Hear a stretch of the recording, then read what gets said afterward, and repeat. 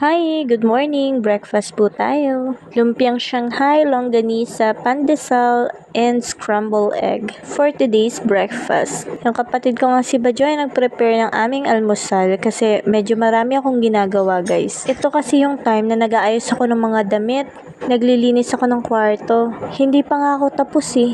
Kaya, since wala naman siyang pasok, siya na yung nag-prepare ng aming breakfast. Si Mr. kadarating niya lang galing work and nga may dala siyang buko juice. Very refreshing.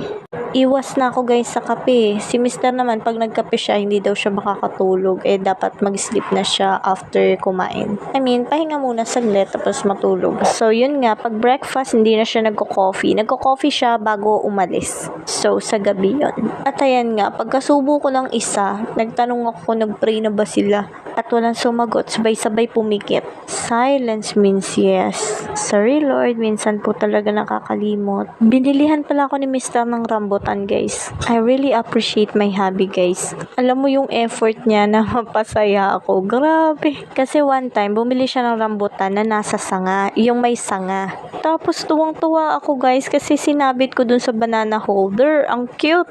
Diba? Na video ko yun. Sabi ko, nakakatuwa naman may sanga. Tapos kanina, ang dami ang tindahan na pinuntahan. Naghanap siya ng may sanga na rambutan. Inisa-isa niya daw talaga, nagtanong daw siya sa tindera. Sabi niya daw, meron ba kayong rambutan yung nasa sanga pa? Sabi daw ng tindera, ay wala na po, tinanggal po namin sa sanga. Tinanong tuloy siya ng tindera kung naglilihi daw ba yung misis niya.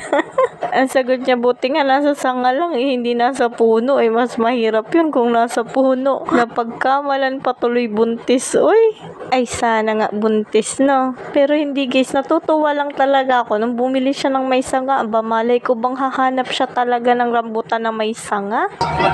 Pwede mo tindera, naglilihi ba yung asawa ko?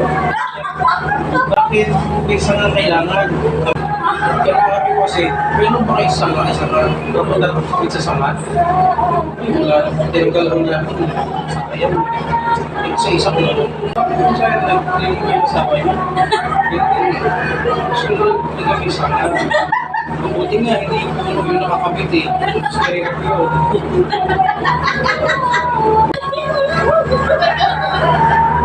Ngayon kasi gano'n, nakatatlong balik na ako. Kaya yan yung nilapit ako sa may sanga. Akala ko lahat na may sanga. Siya lang nakita ko may sanga. Kapagkaman ako